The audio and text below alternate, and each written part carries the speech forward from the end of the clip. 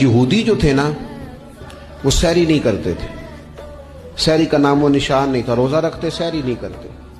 تو نبی پاک صلی اللہ تعالی علیہ وسلم نے فرمایا ہمارے اور یہودیوں کے درمیان فرق ہی سحری کا ہے. اور نبی پاک صلی اللہ تعالی علیہ وآلہ وسلم نے فرمایا سحری کھایا کرو، سحری کھانے میں برکت ہے. اور اگلی بات سننی ہے آپ نے تو خوش ہو جانا ہے، سحری کو معمولی نہ سمجھے، سحری کرنا عبادت ہے.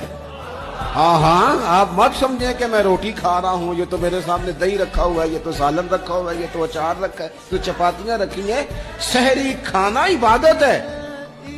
آپ صبح اٹھے، آپ کی تو روٹین ہی اور تھی، تو 7 بجے کھاتے تھے، 9 بجے کھاتے تھے. یہ جو آپ صبح کھا رہے ہیں اٹھ کے سحری میں، اپنی مرضی سے تھوڑی کھا رہے ہیں، یہ تو کسی کے کہنے سے کھا رہے ہیں، یہ تو کسی کے بٹھائے بیٹھے ہیں. حضور فرماتے ہیں اللہ تعالی اور اس کے فرشتے سحری کھانے والوں پر رحمتوں کا نزول فرماتے ہیں.